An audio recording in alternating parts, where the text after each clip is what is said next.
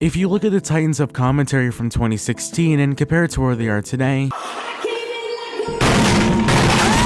you can obviously tell that they aren't what they used to be. Leafy and Grade are shitposting about fat 50-year-old men. Idubbbz is fucking squirrels instead of his girlfriend. You definitely don't remember who Luna is. And No Fuckers is apparently a SoundCloud rapper. Lord have mercy, I'm about to bust. However, there is one person that has slipped away from the slow death his peers were cursed with, and is now one of the most beloved and watched members of the entire commentary ecosystem. And you know his name. Pyrocynical.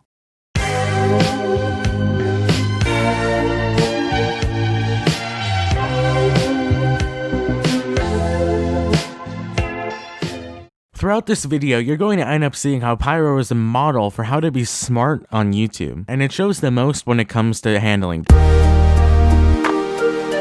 The two largest dramas Pyro has gotten directly involved in was the H3H3 Leafy debacle and the entire Keemstar saga of 2016. And to clarify, he has covered certain other drama events such as the Content Comp, Daddy of 5, and Jake Paul, but he wasn't a key player in these, just a member of the same bandwagon. Going into the first drama canonically, the H3H3 Leafy drama explains a lot about how Pyro handles these types of things. To summarize the layup to Pyro's slam dunk, Leafy makes a video making fun of Tommy NC, who he later finds out is autistic. H3H3 makes a video about it, Leafy deletes the video and apologizes. However, he ends up making a follow-up video on H3H3 where he shows that he had never contacted Leafy about the criticism beforehand, even though he does the exact same shit as Leafy that he criticized in the video. To further aid these points, he leaked DMs between the two, and inside those DMs, it showed Ethan sucking Leafy's dick. Happy for you blowing up. You got a unique style and personality, man.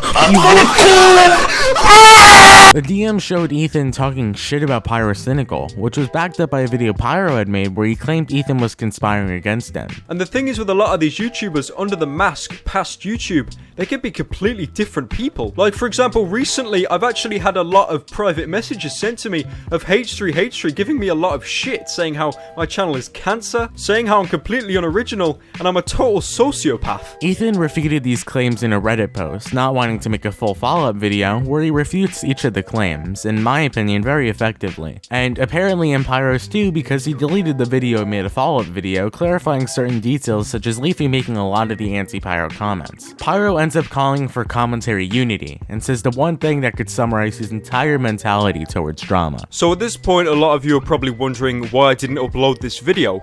Well, there's a lot of reasons. Talking about fanning the flames first, I realised about 2/3 of the way through making the video, all it's going to do is separate and divide people even more, and it will make the H3H3 fans despise the Leafy fans, and vice versa. Basically strengthening the circle jerk and the hatred for the opposite party, and I feel like I'm caught in the middle of this at the moment, and a lot of that hate will also be directed to me. What I would personally like to see is this be privately resolved between Leafy and H3H3, because Ethan posting on his own subreddit, that's just going to attract all his fans and create a circle jerk there, and Leafy uploading to his YouTube channel attacking Ethan, that's just going to stir up all his subs and create a circle jerk there. They're both creating opposite circle jerks that it's just going to explode. There's going to be this huge amount of drama. People posting in their own territory is just stirring the pot to create an even bigger amount of hate for the other party. He had made a 20-minute video about the DMs as a whole, refuting individual points, however he realized it would only further fuel a fire that he was currently getting burned from. And this shows a good attitude to have on this website, and that virtue is to have restraint and approach things with a level head. This is a very basic thing you're supposed to know as a YouTuber, but it's seldom remembered. Not to dwell too much on the current drama, but a lot of people made videos on it without really having anything to say. That goes with the restraint part of the entire thing. It's easy to get overwhelmed about the amount of attention something is getting and feel a need to cover it, until you get doomer-pilled like me and you realize that 50 other people will and have said the exact same thing as you. So that entire video you have just made doesn't contribute anything good, but instead adds more fucking nuclear power, I guess, to a nuke that is literally being dropped on your house. And to be level-headed added is to simply just not go gun-ho in a desire to expose someone, and instead craft a well thought out video, because the more small stuff you fuck up, the more things they can use to discredit you.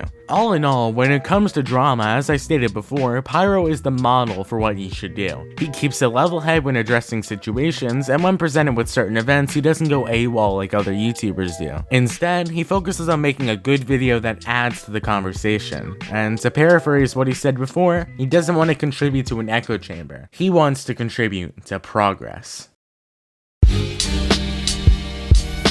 While this is more about behind the scenes stuff, it's still very important when it comes to long-term survival. Man, this is important! From my time in this hellscape of a community, I've unfortunately discovered that factionalism is very rampant. And not to say that this is unique to the commentary community or anything, trust me, it isn't, but commentary channels have the incentive to further add fuel to those fires. Pyro has been one of my and many other people's sort of shaman when it comes to navigating these treacherous mountains, and his way of thought is to just fly over them. And I know that's a shit analogy, but let me explain. One of the main things I've noticed is that a lot of people end up getting their opinions changed by whatever faction they're trying to occupy. And to clarify once again, this isn't unique to commentary, but it's very apparent here, and it definitely is not good. And obviously the reason it can be tricky for any creator is because when you become associated with a certain group, their actions end up affecting you. So most creators end up just trying to avoid becoming a member of these cliques for their own self-preservation. However, this can be hard for many creators because a lot of the time people just shove you to some group in their mind, even if it's not accurate. So you end up getting all the negatives of being in a clique without any of the positives. So what has Pyro done to counteract this? It's simple, really. He becomes too much of an enigma for anyone to classify. I kinda mentioned it before, but Pyro's content is very all over the place. Not only just in commentary, but into places like gaming as well. Pyro also doesn't hop on a lot of group-specific bandwagons. And just because I know I'm the only one who understands that phraseology, let me explain it. Pyro participates in bandwagons, there is no doubt about it, but his bandwagons tend to be ones that all of YouTube is covering, so he still can't be classified. Like, you obviously won't see Pyro ever making an I'm Alex Exposed video because it's just too categorical for him. Also, to go on a little bit of a tangent here, Pyro is also well known for propping up smaller creators, such as Zaptai, Bionic Pig, and plenty of others. Shouting out smaller creators is obviously a respectable thing to do,